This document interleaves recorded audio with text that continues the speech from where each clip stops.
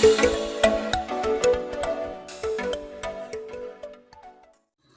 हम लोग डिस्कस कर रहे हैं kingdom Animalia, classification of animals. तो किंगडम एनिमलिया के डिस्क्रिप्शन में जो सबसे पहला फाइलम है वो कौन सा है? पोरीफेरा। तो पोरीफेरा के वो कैरेक्टर्स जिनको एनसीईआरटी के पॉइंट ऑफ व्यू से हम लोग को इम्पोर्टेंट करके याद रखना है। पोरीफेरा नाम का मतलब क्या हुआ कि these animals are pore bearing animals. इनको कॉमनली क्या बोलते हैं? स्पंजेस, यानी कि इनके बॉडी पर बहुत ढेर सारे पोर्स पाए जाते हैं। उन पोर्स को हम क्या बोलते हैं? ऑस्टिया, जो कि वाटर की एंट्री के लिए होते हैं। उसी बेसिस पर पोरस बॉडी होने की वजह से इनको क्या बोलते हैं? पोरीफेरा। फर्दर ये एक्वेटिक होते हैं और एक्वेटिक में भी मोस्टली क्या है? ये मैरीन है। मैरीन के एग्जांपल में साइकॉन या स्काइफा। साइकॉन का ये दूसरा नाम क्या है? स्काइफा। फिर यू स्पॉन्जिया, बाथ स्पंज, ये मैरीन स्पंजेस के एग्जांपल हैं, मैरीन पोरीफेरेंस के एग्जांपल हैं। और एक फ्रेश वाटर स्पंज स्पॉन्जिला, बहुत इंपॉर्टेंट है, अक्सर पूछा जाता है। एग्जाम्पल्स की बात करें तो देखिए किंगडम एनिमलिया में बहुत सारे एग्जाम्पल्स हैं, लाखों की संख्या में उसमें एग्जाम्पल्स पाए जा रहे हैं। तो हम लोग को सिर्फ उन्हीं एग्जाम्पल्स पर ध्यान देना है, उन्हीं एग्जाम्पल्स को याद रखने का ट्राई करिए जो कि एनसीईआरटी के बुक में दिए हैं। तो फाइलम पोरीफेरा से रिलेटेड केवल 3 एग्जाम्पल एनसीईआरटी के बुक में दिया गया है। पहला है ये साइकॉन या स्काइफा, एक ही ऑर्गेनिज्म के, एक ही एनिमल के 2 नाम हैं। दूसरा यूस्पॉन्जिया जिसको हम कॉमनली बाथ स्पंज बोलते हैं, और तीसरा स्पॉन्जिला जिसको हम फ्रेश वाटर स्पंज बोलते हैं। फर्दर ये देखिए सेसाइल होते हैं, यानी कि ये एक जगह से दूसरी जगह पर मूव नहीं करते, लोकोमोशन नहीं करते। डिप्लोप्लास्टिक होते हैं, 2 जर्म लेयर के बने हुए। सेलर लेवल ऑफ ऑर्गेनाइजेशन है, लूज एग्रीगेट ऑफ सेल्स के ये बने होते हैं। इनको आप ऐसा भी डिफाइन कर सकते हैं कि poriferans are republic of cells in which the cells identify one another and perform together, that's all। ये कोई कॉम्पैक्ट एसोसिएशन टिश्यू लेवल नहीं फॉर्म करते हैं। लेवल ऑफ ऑर्गेनाइजेशन इनका मोस्ट प्रिमिटिव टाइप है, और वो कौन सा है? Cellular level of organization, acoelomate. Mostly asymmetrical होते हैं। असिमेट्रिकल बोलने का मतलब ये हुआ कि इनकी बॉडी को हम 2 इक्वल हाफ में डिवाइड नहीं कर सकते हैं। बहुत थोड़े से एक्सेप्शनल एग्जाम्पल हैं ये कि रेडियल सिमेट्री शो करने वाले कुछ पोरीफेरेंस, जैसे साइकॉन।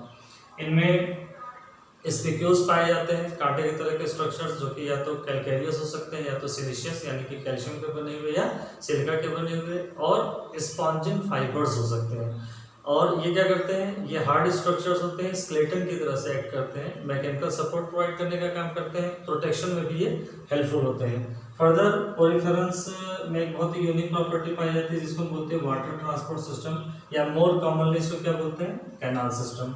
3 इसके कंपोनेंट्स ध्यान में रखने हैं। ऑस्टिया जो आउटर सरफेस पर पाया जा रहा है वाटर की एंट्री के लिए, उसके बाद वाटर एंट्री करके कहाँ जाएगा? इन स्पंजेस की बॉडी के अंदर कैविटी में, जिसको हम बोलते हैं स्पॉन्जोसील। स्पॉन्जोसील का जो बॉर्डर होता है ये है स्पॉन्जोसील। स्पॉन्जोसील का जो बॉर्डर होता है वहां पर स्पेशलाइज्ड सेल्स पाए जाते हैं जिनकी 2 प्रॉपर्टी, एक कॉलर और दूसरा फ्लैजिलेटेड। इन सेल्स को क्या बोलते हैं? क्वानोसाइट्स। तो ये क्वानोसाइट्स जो होते हैं ये स्पॉन्जोसील की लाइनिंग का फॉर्मेशन करते हैं, और ऑस्टियम से जो वाटर गया अंदर स्पॉन्जोसील में, उसमें आने वाले फूड पार्टिकल्स को ये कहते हैं कैप्चर कर लेते हैं, और फिर ऑस्कुलम जो कि डिस्टल एक सिंगल पोर होता है उसके थ्रू बाहर निकल जाते हैं। तो ऑस्टियम क्या होता है? ये मेनी पोर्स है, बहुत ढेर सारे पोर्स हैं, और ऑस्कुलम क्या है? वो सिंगल है। ये बॉडी के लेटरल सरफेस पर पाया जाता है ऑस्टिया, जो बहुत ढेर सारे हैं, मेनी पोर्स, और एक जो डिस्टल है वो सिंगल, एक सिंगल डिस्टल पोर पाया जाता है जिसके थ्रू की वाटर बाहर निकल जाता है। फर्दर ये जो कैनाल सिस्टम है, ये कैनाल सिस्टम 4 बेसिक फंक्शंस में हेल्पफुल होता है। फूड कैरिंग, रेस्पिरेशन यानी कि gases exchange, excretion, removal of metabolic waste, और गैमेट ट्रांसफर में भी ये हेल्प करता है। फर्दर इनका जो रिप्रोडक्शन होता है, रिप्रोडक्शन इनमें असेक्सुअल रिप्रोडक्शन और सेक्सुअल रिप्रोडक्शन दोनों पाया जाता है। असेक्सुअल रिप्रोडक्शन के 2 मेथड हैं, फ्रेगमेंटेशन और जेम्यूल फॉर्मेशन। जेम्यूल फॉर्मेशन हालांकि एनसीईआरटी में मेंशन है, लेकिन है इंपॉर्टेंट, ये इसको याद रखना है। फ्रेगमेंटेशन और दूसरा जेम्यूल फॉर्मेशन, जिसको हम एंडोजेनस बडिंग भी बोलते हैं।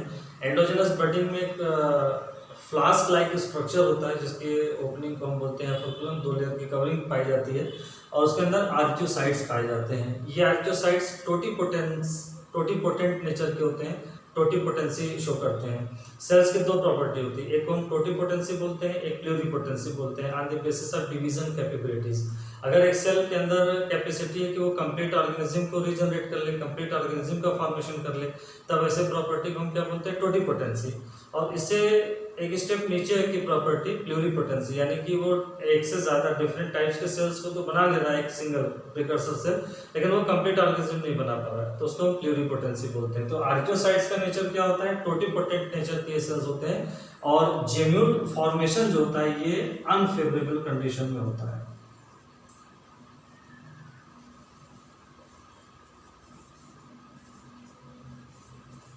जेम्यूल फॉर्मेशन कब होता है, अनफेवरेबल कंडीशन में होता है, और जब फेवरेबल कंडीशन रिस्टोर होता है तो फिर ये आर्कियोसाइट्स रिलीज होते हैं उस जेम्यूल से, और फिर वो हर आर्कियोसाइट्स होता है, each archaeocytes can give rise a new sponge, new animal. Further sexual reproduction, तो सेक्स के बेसिस पर सेक्स दो तरह के होते हैं, मेल और फीमेल। तो सेक्सुअल रिप्रोडक्शन के बेसिस पर क्या है, ये हर्माफ्रोडाइट है। हर्माफ्रोडाइट का सिनोनिम क्या है, मोनिशियस, मतलब क्या होता है, बाइसेक्सुअल। बाइसेक्सुअल बोलने का मतलब कि मेल और फीमेल गोनैड यानी कि गैमेट फॉर्मिंग स्ट्रक्चर वो एक ही एनिमल की बॉडी में पाए जा रहे हैं, यानी कि बाइसेक्सुअल एनिमल्स वो एनिमल्स हैं जिनमें एक ही एनिमल के अंदर स्पर्म यानी कि मेल गैमेट और ओवम यानी कि फीमेल गैमेट दोनों को फॉर्म करने की एबिलिटी हो, लेकिन ये सेल्फ फर्टिलाइजेशन नहीं करते, ध्यान रखिएगा। क्रॉस फर्टिलाइजेशन होता है, इंटरनल फर्टिलाइजेशन होता है। तो इसी क्रॉस फर्टिलाइजेशन को परफॉर्म करने के लिए ये कैनाल सिस्टम गैमेट ट्रांसफर में हेल्प करता है, जहां पर कि स्पर्म एक स्पंज की बॉडी से निकलकर दूसरे स्पंज की बॉडी में जाता है। और कैसा फर्टिलाइजेशन होता है, इंटरनल, या इसी को हम क्या बोलते हैं, in situ fertilization. Cross and internal fertilization है, और डेवलपमेंट इनका कैसा है, इनडायरेक्ट। इनडायरेक्ट डेवलपमेंट ऐसे डेवलपमेंट को बोलते हैं जहां पर कि पेरेंट और न्यू जनरेशन के बीच में एक इंटरमीडिएट स्टेज आती है, एक एडॉप्टिव स्टेज आती है, जिसको हम लार्वल फॉर्म बोलते हैं। तो indirect development is characterized by the presence of larval form, and in case of Porifera the larval form is known as parenchymula larva. In case of phylum Porifera, in case of sponges, the larva is termed as parenchymula larva. तो इस तरह से एक और larva भी पाया जाता है इसमें, एम्फीब्लास्टुला, हालांकि वो हम लोग से नहीं, ये नीट में नहीं पूछा जाता है एम्फीब्लास्टुला जनरली। पैरेन्काइमुला लार्वा भी एनसीईआरटी में नहीं है, लेकिन ये नाम ज़्यादा फेमस है, ज़्यादा यूज किया जाता है क्वेश्चंस में।